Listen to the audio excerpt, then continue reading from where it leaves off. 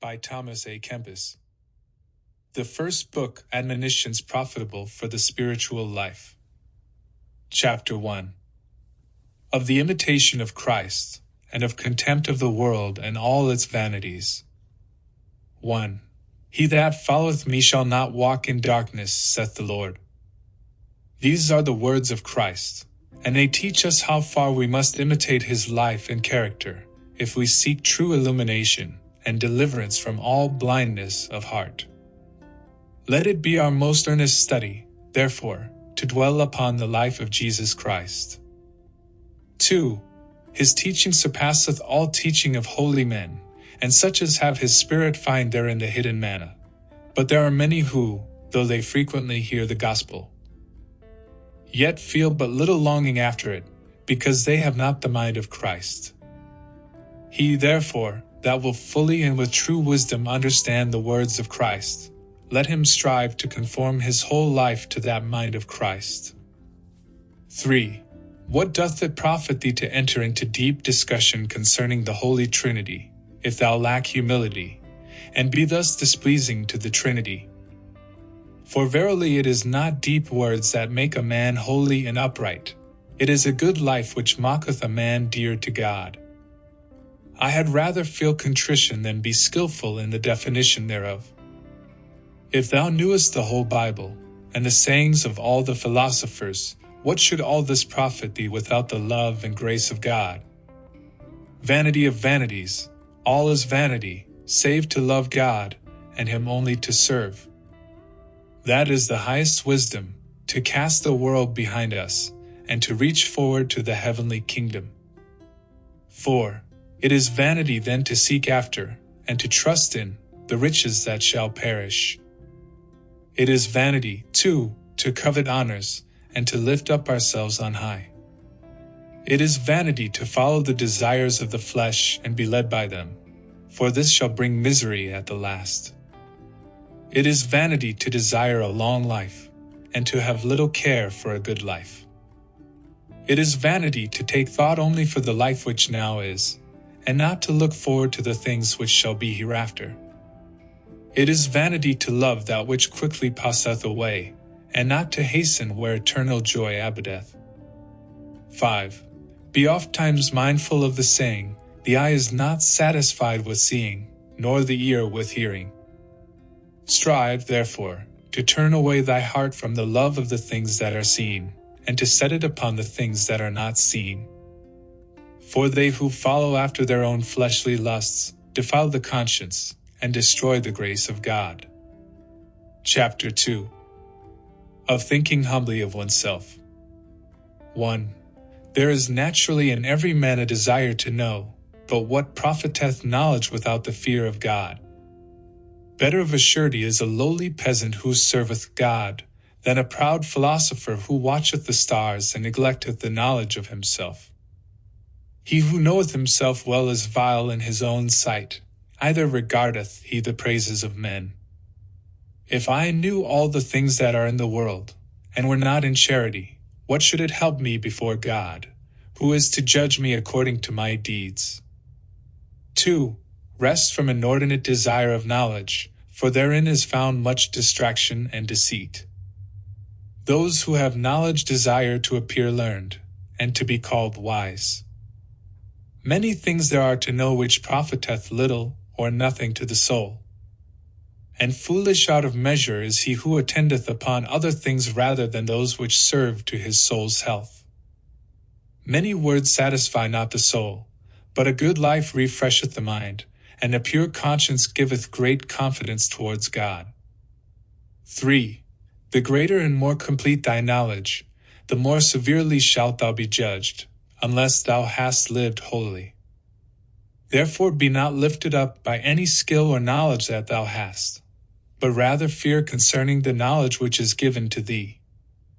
If it seemeth to thee that thou knowest many things, and understandest them well, know also that there are many more things which thou knowest not. Be not high-minded, but rather confess thine ignorance. Why desirest thou to lift thyself above another, when there are found many more learned and more skilled in the Scripture than thou? If thou wilt know and learn anything with profit, love to be thyself unknown and to be counted for nothing. For that is the highest and most profitable lesson, when a man truly knoweth and judgeth lowly of himself. To account nothing of oneself, and to think always kindly and highly of others, this is great and perfect wisdom. Even shouldest thou see thy neighbor sin openly or grievously, yet thou oughtest not to reckon thyself better than he, for thou knowest not how long thou shalt keep thine integrity. All of us are weak and frail. Hold thou no man more frail than thyself. Chapter 3. Of the knowledge of truth. 1. Happy is the man whom truth by itself doth teach, not by figures and transient words, but as it is in itself. Our own judgment and feelings often deceive us, and we discern but little of the truth. What doth it profit to argue about hidden and dark things, concerning which we shall not be even reproved in the judgment, because we knew them not? O grievous folly, to neglect the things which are profitable and necessary, and to give our minds to things which are curious and hurtful. Having eyes, we see not. 2. And what have we to do with talk about genus and species? He to whom the eternal word speaketh is free from multiplied questionings. From this one word are all things, and all things speak of him, and this is the beginning which also speaketh unto us. No man without him understandeth, or rightly judgeth. The man to whom all things are one, who bringeth all things to one, who seeth all things in one, he is able to remain steadfast of spirit, and at rest in God. O God, who art the truth, make me one with thee in everlasting love. It wearieth me oftentimes to read and listen to many things. In thee is all that I wish for and desire. Let all the doctors hold their peace. Let all creation keep silence before thee. Speak thou alone to me. 3. The more a man hath unity and simplicity in himself, the more things and the deeper things he understandeth, and that without labor, because he receiveth the light of understanding from above. The spirit which is pure, sincere, and steadfast, is not distracted though it hath many works to do, because it doth all things to the honor of God, and striveth to be free from all thoughts of self-seeking. Who is so full of hindrance and annoyance to thee as thine own undisciplined heart?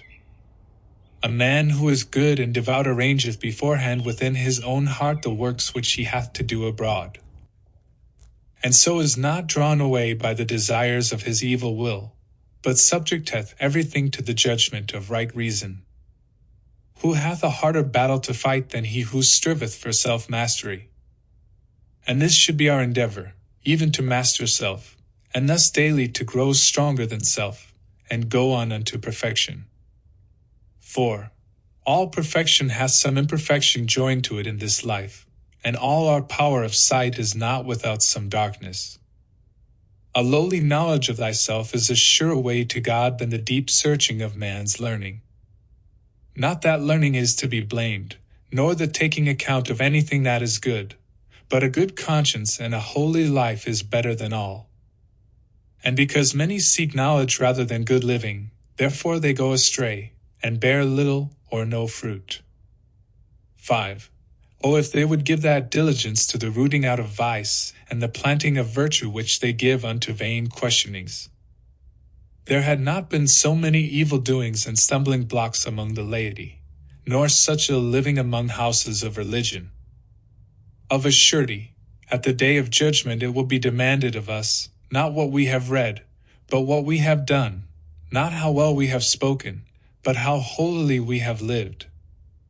Tell me, where now are all those masters and teachers, whom thou knewest well, whilst they were yet with you, and flourished in learning? Their stalls are now filled by others, who perhaps never have one thought concerning them. Whilst they lived they seemed to be somewhat, but now no one speaks of them.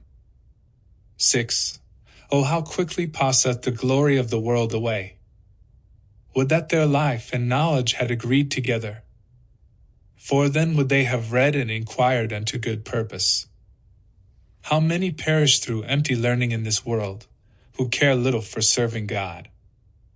And because they love to be great more than to be humble, therefore they have become vain in their imaginations.